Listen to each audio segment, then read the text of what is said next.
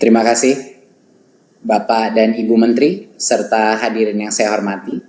Izinkan saya memaparkan pentingnya seleksi guru P3K pada tahun 2021 mendatang. Saya sudah banyak berkeliling ke sekitar Indonesia, berbagai macam daerah, dan setiap kali saya menemui guru-guru honorer, ada banyak sekali dari mereka yang punya hati nurani, yang tulus untuk mengajar, dan punya berbagai macam inovasi dan motivasi untuk belajar. Jadi semakin saya terjun ke lapangan, semakin saya menyadari bahwa pasti ada cukup banyak guru-guru honorer ini yang gajinya sekarang dibayar antara 100 sampai 300 ribu rupiah per bulan, yang sebenarnya layak menjadi ASN, yang sebenarnya punya kompetensi untuk menjadi guru yang baik. Dan karena itu kita memastikan di Kemendikbud bahwa ada jawaban dari pemerintah. Ada jawaban mengenai bagaimana bagi yang layak dan punya kompetensi yang baik, bagaimana mengenai kesejahteraan mereka, bagaimana mengenai kesetaraan nafkah mereka. Jadi ini adalah bentuk jawaban kami dan pembuktian bahwa pemerintah hadir dan menjawab pertanyaan dan tantangan dari berbagai macam guru honorer di seluruh Nusantara kita. Seleksi P3K ini dibuka karena berdasarkan data pokok pendidikan Dapodik, Kemendikbud mengestimasi kebutuhan guru di sekolah negeri kita itu mencapai sekitar 1 juta guru. Ini di luar PNS yang saat ini mengajar. Jadi yang pertama adalah dari kebutuhan kita. Tetapi juga pembukaan seleksi ini adalah upaya untuk menyediakan kesempatan yang adil. Kesempatan yang untuk para guru-guru honorer kita yang terbaik untuk membuktikan kompetensi mereka tanpa kita batasi. Jadi ini juga adalah bagian daripada filsafat Merdeka Belajar, di mana setiap guru-guru kita, guru-guru honorer di seluruh Nusantara kita, bisa punya kemerdekaan untuk membuktikan dirinya. Apakah mereka punya kompetensi untuk diangkat menjadi ASN sehingga meningkatkan nafkah mereka dan kesejahteraan mereka.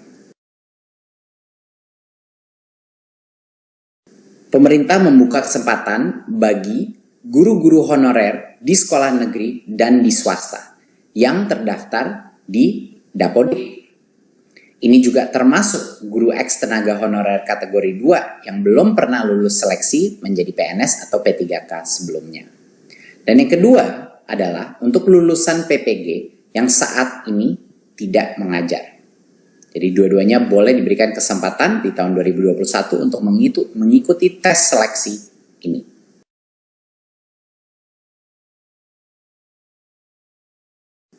Jadi yang pertama harus ditekankan bahwa ini adalah seleksi massal yang akan dilakukan secara online di tahun 2021. Pemerintah telah mempersiapkan bagi yang lolos seleksi tersebut akan dijamin akan menjadikan P3K dan akan penganggarannya sudah disiapkan. Tetapi masih harus lolos seleksi.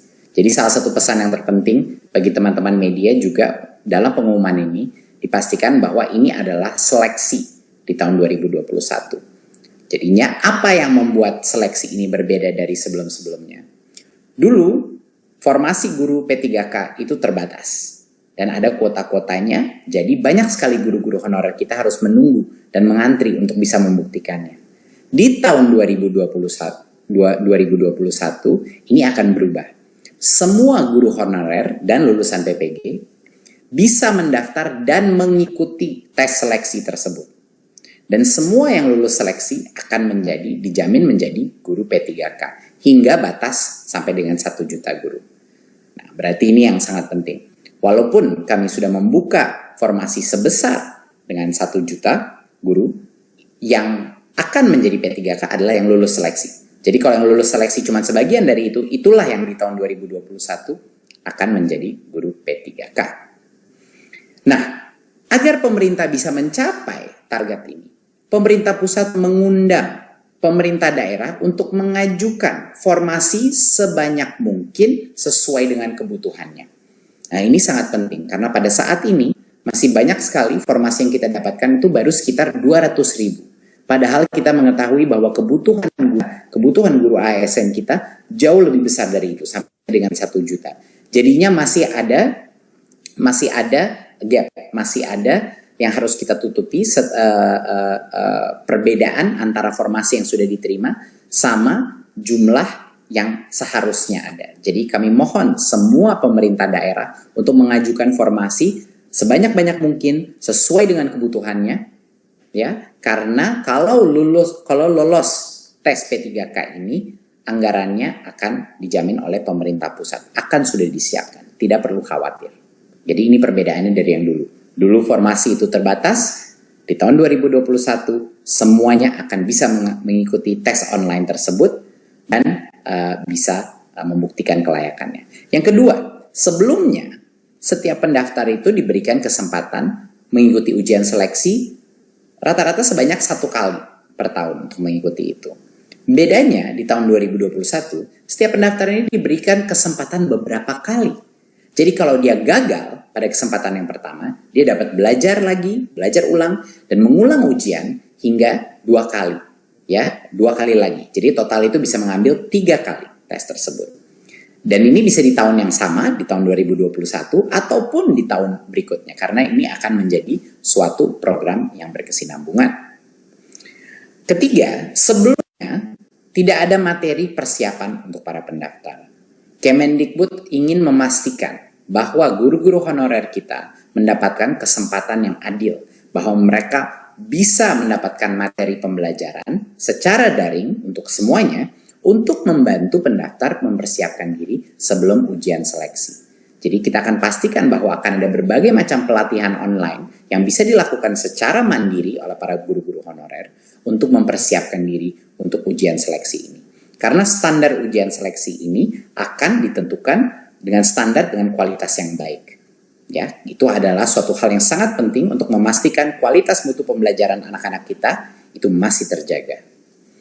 Keempat, sebelumnya pemerintah daerah yang harus menyiapkan anggaran gaji peserta yang lulus seleksi guru P3K. Tapi di tahun 2021 pemerintah pusat memastikan tersedianya anggaran bagi gaji semua peserta yang lulus seleksi guru P3K.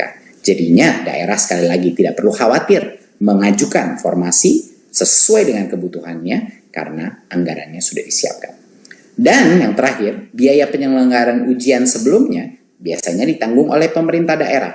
Tetapi di tahun 2021, biaya penyelenggaraan ujian ditanggung oleh Kemendikbud.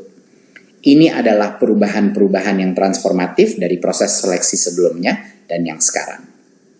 Makanya kami di Kemendikbud beserta bekerjasama dengan Pan-RB, dengan juga Kemenq untuk memastikan bahwa di 2021 kita benar-benar memberikan kesempatan yang adil untuk semua guru honorer membuktikan kehandalannya, membuktikan kompetensinya untuk bisa menjadi ASN.